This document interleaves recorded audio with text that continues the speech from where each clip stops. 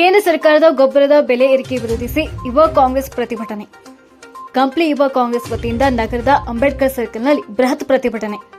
ಕೇಂದ್ರ ಸರ್ಕಾರ ಗೊಬ್ಬರದ ಬೆಲೆ ಹೆಚ್ಚಿಸಿರುವ ಕ್ರಮವನ್ನು ತೀವ್ರವಾಗಿ ಖಂಡಿಸಿ ಇಂದು ಕಂಪ್ಲಿ ಅಂಬೇಡ್ಕರ್ ವೃತ್ತದ ಬಳಿ ಯುವ ಕಾಂಗ್ರೆಸ್ ಸಮಿತಿ ಹಾಗೂ ಬ್ಲಾಕ್ ಯುವ ಕಾಂಗ್ರೆಸ್ ಸಮಿತಿ ವತಿಯಿಂದ ಆಕ್ರೋಶ ಸಭೆ ಹಾಗೂ ಪ್ರತಿಭಟನೆ ನಡೆಯಿತು. ಈ ಸಂದರ್ಭದಲ್ಲಿ ಮಾತನಾಡಿದ ಕಂಪ್ಲಿ ವಿಧಾನಸಭಾ ಕ್ಷೇತ್ರದ ಯುವ ಕಾಂಗ್ರೆಸ್ ಅಧ್ಯಕ್ಷ ರಿಯಾಜ್ ಅಹಮದ್, ಅಚ್ಚೆ ದಿನ್ ಆಯೇಗಾ ಎಂಬ ಹೇಳಿಕೆಯಿಂದ ಅಧಿಕಾರಕ್ಕೆ ಬಂದ ಬಿಜೆಪಿ ಸರ್ಕಾರ ಆರಂಭದಿಂದಲೇ ಜನಸಾಮಾನ್ಯರ ವಿರುದ್ಧ ಜನವಿರೋಧಿ ನೀತಿಗಳನ್ನು ಅನುಸರಿಸುತ್ತಿದೆ. ಇದೀಗ ರೈತರ ಬೆಳೆಗಳಿಗೆ ಅವಶ್ಯಕವಾದಂತಹ ರಸಗೊಬ್ಬರದ ಬೆಲೆ ಏರಿಸಿರುವುದು ಖಂಡನೀಯ.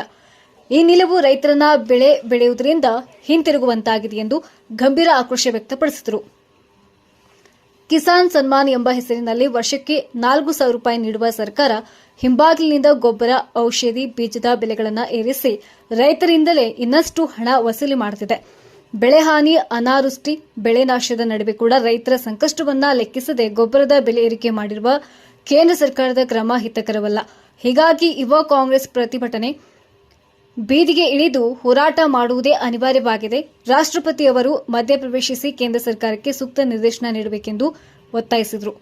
ಈ ಕಾರ್ಯಕ್ರಮದಲ್ಲಿ ಯುವ ಕಾಂಗ್ರೆಸ್ ಜಿಲ್ಲಾಧ್ಯಕ್ಷ ಎನ್ಕೆಎಸ್ ಮಂಜುನಾಥ್, ಕಂಪ್ಲಿ ಬ್ಲಾಕ್ ಯುವ ಕಾಂಗ್ರೆಸ್ ಅಧ್ಯಕ್ಷ ಶ್ರೀಗುರು, ರಾಜ್ಯ ಯುವ ಕಾಂಗ್ರೆಸ್ ಪ್ರಧಾನ ಕಾರ್ಯದರ್ಶಿ ಸಿಎನ್ ಆದಿಲ್, ಜಿಲ್ಲಾ ಪ್ರಧಾನ ಕಾರ್ಯದರ್ಶಿ ವಿಬಿ ನಾಗರಾಜ್, ಕಾರ್ಯದರ್ಶಿ ಗೋಪಿನಾಥ್, ಕುರುಗೋಡು ಯುವ ಕಾಂಗ್ರೆಸ್ ಅಧ್ಯಕ್ಷ ವಿಎಸ್ ರಾಘವೇಂದ್ರ, ಉಪಾಧ್ಯಕ್ಷ ಅಮೀರ್, ಬ್ಲಾಕ್ ಯುವ ಕಾಂಗ್ರೆಸ್ ಉಪಾಧ್ಯಕ್ಷ ಬಿ ರಾಕೇಶ್, ಕಾರ್ಯದರ್ಶಿ ಸಂತೋಷ್, ಪುರಸಭೆ ಅಧ್ಯಕ್ಷ ಭಟ್ಟ ಪ್ರಸಾದ್, ಎಪಿಎಂಸಿ ಅಧ್ಯಕ್ಷ ಅಬೀಬ್ ರೆಹಮಾನ್, ಸ್ಥಾಯಿ ಸಮಿತಿ ಅಧ್ಯಕ್ಷ ಎಂ ಉಸ್ಮಾನ್, ಸದಸ್ಯರು ಸಿಆರ್ ಹನುಮಂತ್, ವೀರಾಂಜನೇಯಲು, ಮುಖಂಡರು Valmiki Raghu, U Khajavali, K Mastan, B Siddappa, Karikal Manohar, B Jafar, G Sudhakar, auto Raghavendra, Satyappa, M Hulagappa, decorator Nagaraj, Rudramuni, Majid, Yusuf, Siraj ಮತ್ತಿತರರು ಉಪಸ್ಥಿತರಿದ್ದರು. ಕಾರ್ಯಕ್ರಮವನ್ನು ಇಟ್ಟದಕ್ಕೆ ನಾನು ಕಾಂಗ್ರೆಸ್ ಪಕ್ಷದ ಪರವಾಗಿ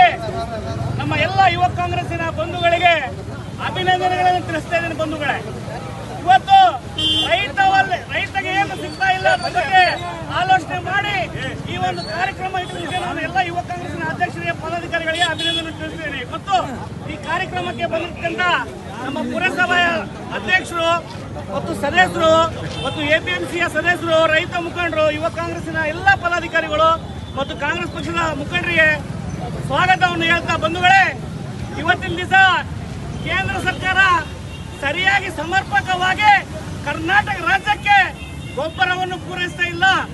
ಯಾಕಪ್ಪ ಅಂತಂದ್ರೆ ಒಂದು ವರ್ಷಕ್ಕೆ 11 ಲಕ್ಷ ಟನ್ ಪೂರೈಸಬೇಕಾಗಿತ್ತು, ಆದ್ರೆ ಇವತ್ತು ಬರೇ ಕೇವಲ 5 ಲಕ್ಷ ಟನ್ ಪೂರೈಸಿದೆ.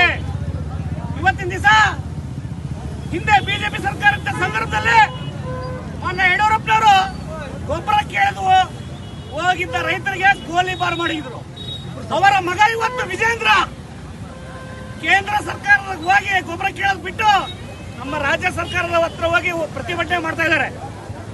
ಗೊಬ್ಬರ ಕೊಡ್ರಪ್ಪ ಅಂದ್ರೆ ಕೇಂದ್ರ ಸರ್ಕಾರಕ್ಕೆ ತಾವು ಹೋಗ್ರಿ, ಅಲ್ಲಿಂದ ತಮ್ಮದೇ ಸರ್ಕಾರ ಇದೆ, ವಿಜೇಂದ್ರ ಅವರೇ ತಾವು ಗೊಬ್ಬರ ತಗೊಂಬರ್ರಿ, ಗೊಬ್ಬರ ತಗೊಂಬಂದು ನಮ್ಮ ರೈತರಿಗೆ ಕೊಡ್ರಿ, ಅವಾಗ ನಿಮ್ಮ ಬಿಜೆಪಿ ಯಾವ್ದಪ್ಪ ಅಂದ್ರೆ ಒಪ್ತೀವಿ ನಾವು. ಇವತ್ತು ನಾಟಕೀಯ ಬೆಳವಣಿಗೆ ಮಾಡ್ತಾ ಇದ್ರಿ ಬಿಜೆಪಿ ಅವರು. ಇವತ್ತು ಪ್ರಧಾನಮಂತ್ರಿ ಅವರು ಹೇಳ್ತಾರೆ ಮನ್ ಕಿ ಬಾತ್ ನಲ್ಲಿ, ನಾನು ಕರ್ನಾಟಕದ ನೇಗಿಲ ಯೋಗಿಗೆ ಮಾತಾಡಿದ್ದೇನೆ, ಇವತ್ತು ನೇಗಿಲ ಯೋಗಿಗೆ ಮಾತಾಡಿದ್ದೇನೆ. ಆದ್ರೆ ಅದೇ ನೇಗಿಲ ಯೋಗಿಗೆ ಬೆನ್ನಿಗೆ ಚೂರಿ ಹಾಕ್ತಕ್ಕಂಥ ಕೆಲಸ ಕೇಂದ್ರ ಸರ್ಕಾರ ಮಾಡ್ತಾ ಇದೆ. ಇವತ್ತು ಯೂರಿಯಾ, ಡಿಎಪಿ ಕಾಂಪ್ಲೆಕ್ಸಿನ ಬೆಲೆ ಸುಮಾರು 1200 ಇರ್ತಕ್ಕಂಥ ಬೆಲೆ 1400, 1600, ಬ್ಲಾಕ್ ಮಾರ್ಕೆಟ್ ಅಲ್ಲಿ 1800, 2000 ಸಿಗ್ತಾ ಇದೆ. ನಮ್ಮ ರೈತರಿಗೆ ಸಮರ್ಪಕವಾದ ಸಿಗ್ತಾ ಇಲ್ಲ ಇವತ್ತು ಯೂರಿಯಾ, ಡಿಎಪಿಗಳು.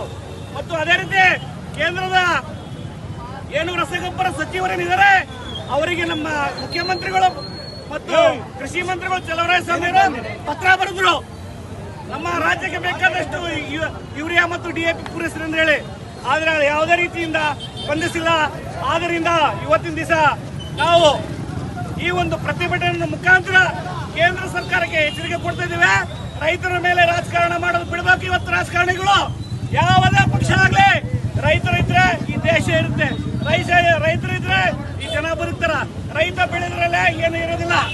ರೈತ ಬೆಳೆದ್ರೆ ಮಾತ್ರ ಇವತ್ತು ಜೀವನ ಸಾಗೋಕೆ ಬಹಳಷ್ಟು ಅನುಕೂಲವಾಗುತ್ತೆ. ಆದ್ದರಿಂದ ಈ ಒಂದು ಸಂದರ್ಭದಲ್ಲಿ ನಮ್ಮ ಎಲ್ಲ ಯುವ ಕಾಂಗ್ರೆಸ್ಸಿನ ಬಂಧುಗಳಿಗೆ ಮತ್ತೊಮ್ಮೆ ನಾನು ಈ ಒಂದು ಕಾರ್ಯಕ್ರಮ ಹಮ್ಮಿಕೊಂಡಿದ್ದಕ್ಕೆ ಮತ್ತೊಮ್ಮೆ ನಾನು ಅಭಿನಂದಿಸ್ತೇನೆ. ಜೈ ಹಿಂದ್, ಜೈ ಕರ್ನಾಟಕ, ಜೈ ಜವಾನ್, ಜೈ ಕಿಸಾನ್. ಅಧ್ಯಕ್ಷರಾಗಿರ್ತಕ್ಕಂಥ ಅಧ್ಯಕ್ಷರೇ ಹಾಗೂ ಎಲ್ಲ ಸದಸ್ಯರೇ ಹಾಗೂ ನಮ್ಮ ಕಾಂಗ್ರೆಸ್ಸಿನ ಸದಸ್ಯರುಗಳೇ ಹಾಗೂ ಪತ್ರಿಕಾ ಮಾಧ್ಯಮದವರೇ ಹಾಗೂ ಪೊಲೀಸ್ ಇಲಾಖೆಯವರೇ, ಇವತ್ತು ರೈತ ದೇಶದ ಬೆನ್ನೆಲುಬು ಅಂತ ಹೇಳ್ತಾರೆ, ಆದರೆ ಆ ಬೆನ್ನು ಎಲ್ಲೆಲ್ಲ ಮುರಿಯೋಕ್ಕೆ ನೋಡ್ತಾ ಇದ್ದಾರೆ. ಇವತ್ತು ಒಂದು ಚೀಲದ ನೆಲ್ಲಿನ ರೇಟ್ ಇದೆ, ಅದಕ್ಕಿಂತ DAP ರೇಟ್ ಜಾಸ್ತಿ ಆಗಿದೆ. ಇಂಥವಕ್ಕೆಲ್ಲ ಮನಸ್ಸಿನಲ್ಲಿ ಇಟ್ಕೊಂಡು ಇವರು ಮೊನ್ನೆ ಶ್ರೀರಾಮುಲು ಅವರು ಕೂಡ ಅದೇ ರೀತಿ ಮಾತಾಡ್ತಾರೆ. ರಾಜ್ಯ ಸರ್ಕಾರ ಸರಿಯಾಗಿ ಯೂರಿಯಾ ಸಪ್ಲೈ ಮಾಡ್ತಾ ಇಲ್ಲ, ರೈತರಿಗೆ ಬಹಳ ಕಷ್ಟ ಆಗ್ತಾ ಇದೆ ಅಂತ. ಶ್ರೀರಾಮುಲು ಅವರೇ, ನಮಗೆ ಬರ್ತಾ ಇರೋದು ಸ್ಟೇಟ್ ಗೌರ್ಮೆಂಟ್ ಇಂದ ಅಲ್ಲ, ಸೆಂಟ್ರಲ್ ಗೌರ್ಮೆಂಟ್ ಇಂದ ಗೊಬ್ಬರ ಬರಬೇಕು. ಅಂತ ಗೊಬ್ಬರವನ್ನು ಸಪ್ಲೈ ಮಾಡೋಕೆ ನಿಮ್ಮ ಸರ್ಕಾರ ಸರಿಯಾಗಿಲ್ಲ.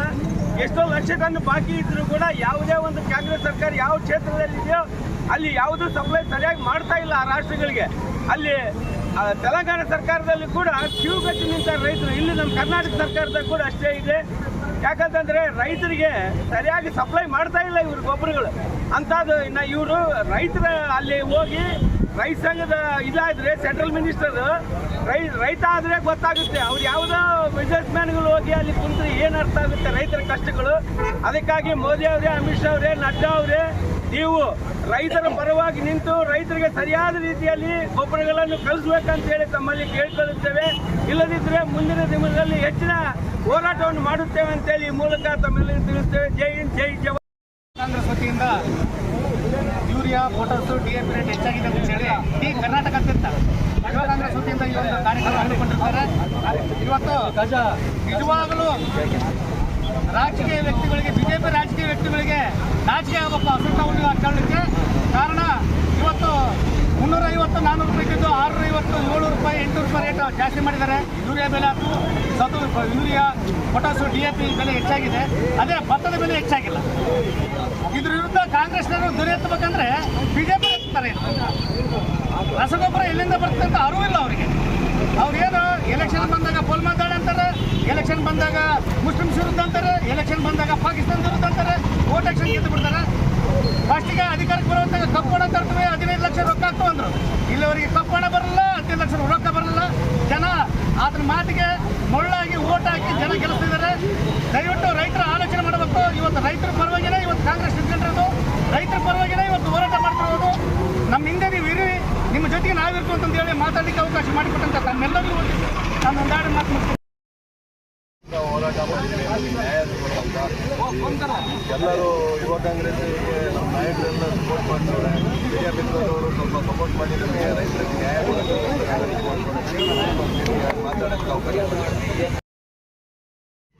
ಕರ್ನಾಟಕ ಪ್ರದೇಶ ಯುವ ಕಾಂಗ್ರೆಸ್ ವತಿಯಿಂದ ನಮ್ಮ ಅರವಳ್ಳಿ ವಿಧಾನಸಭಾ ಕ್ಷೇತ್ರದ ಯುವ ಕಾಂಗ್ರೆಸ್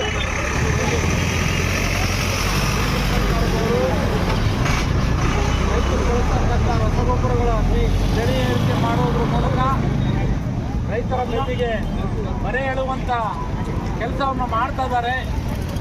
ರೈತರಿಗೆ ಅನೇಕ ಅನುಕೂಲಗಳನ್ನು ಅನಾನುಕೂಲ ರೀತಿಯಲ್ಲಿ ಮಾಡ್ತಾ ಇದ್ದಾರೆ. ದೇಶದ ಆರ್ಥಿಕ ಬೆನ್ನೆಲುಬು ಅಂದರೆ ಕೃಷಿ ಇರ್ತದೆ. ಆ ಕ್ಷೇತ್ರವನ್ನು ಹತ್ತಿಕ್ಕುವ ಕೆಲಸ ಕೇಂದ್ರ ಸರ್ಕಾರದ ಮೋದಿಯವರ ನೇತೃತ್ವದಲ್ಲಿ ಆ ಸರ್ಕಾರ ಮಾಡ್ತಾ ಇದೆ. ಇದನ್ನು ನಮ್ಮ ಕಂಪ್ಲಿ ವಿಧಾನಸಭಾ ಕ್ಷೇತ್ರದ ಯುವ ಕಾಂಗ್ರೆಸ್ ಇವರ ನೇತೃತ್ವದಲ್ಲಿ ನಾವು ಎಲ್ಲ ರೈತರ ಪರವಾಗಿ, ರೈತರುಗಳು, ಕಾಂಗ್ರೆಸ್ ಪಕ್ಷದ ಕಾರ್ಯಕರ್ತರು, ಅಭಿಮಾನಿಗಳು ಮತ್ತು ಎಲ್ಲ ಹಿರಿಯರು ಈ ಬೆಲೆ ಏರಿಕೆಯನ್ನು ಖಂಡಿಸಿ ಇವತ್ತೇನು ಮುಷ್ಕರ ಮಾಡ್ತಾ ಇದ್ದೀವಿ, ಅದನ್ನು ಕೇಂದ್ರ ಸರ್ಕಾರ ಅತಿ ಶೀಘ್ರದಲ್ಲೇ ಈ ವಿಷಯದಲ್ಲಿ ಜಾಸ್ತಿ ಮುತುವರ್ಜಿ ವಹಿಸಿ ಈ ಬೆಲೆ ಹಿಂಪಡೆಯದೇ ಇದ್ದರೆ ರಾಜ್ಯಾದ್ಯಂತ ಅಲ್ಲ, ದೇಶಾದ್ಯಂತ ಉಗ್ರವಾಗಿ ನಮ್ಮ ಯುವ ಕಾಂಗ್ರೆಸ್ ಅವರ ನೇತೃತ್ವದಲ್ಲಿ, ನಮ್ಮ ಕಾಂಗ್ರೆಸ್ ಪಕ್ಷದ ನೇತೃತ್ವದಲ್ಲಿ, ನಮ್ಮ ಕಾಂಗ್ರೆಸ್ ಪಕ್ಷದ ಕಿಸಾನ್ ಮೋರ್ಚಾದ ನೇತೃತ್ವದಲ್ಲಿ ಈ ಕೇಂದ್ರ ಸರ್ಕಾರದ ರೈತರ ಮಲತಾಯಿ ಧೋರಣೆಯನ್ನು ಖಂಡಿಸಿ ಉಗ್ರವಾಗಿ ಪ್ರತಿಭಟಿಸುತ್ತೇವೆ. ಇದು ಕೇವಲ ಪ್ರಾರಂಭ ಅಂತ ಅಲ್ಲ. ಸರ್ಕಾರದವರು ಇದನ್ನು ನಿರ್ಲಕ್ಷ್ಯ ವಹಿಸಿದಲ್ಲಿ ತಕ್ಕ ಬೆಲೆ ಎದುರಿಸಬೇಕಾಗ್ತದೆ ಅಂತೇಳಿ ಈ ದೇಶದ ರೈತರ ಪರವಾಗಿ ಅವರಲ್ಲಿ ಮತ್ತೊಮ್ಮೆ ವಿನಂತಿ ಮಾಡಿಕೊಳ್ತಾ ನಮ್ಮ ಮನವಿಯನ್ನು ತಿರಸ್ಕರಿಸಿದ್ದಲ್ಲಿ ಹೋರಾಟಗಳು ಕಟ್ಟಿಟ್ಟ ಬುತ್ತಿ ಅಂತ ತಮ್ಮೆಲ್ಲರ ಮೂಲಕ ಎಚ್ಚರಿಕೆ ಕೊಡ್ತಾ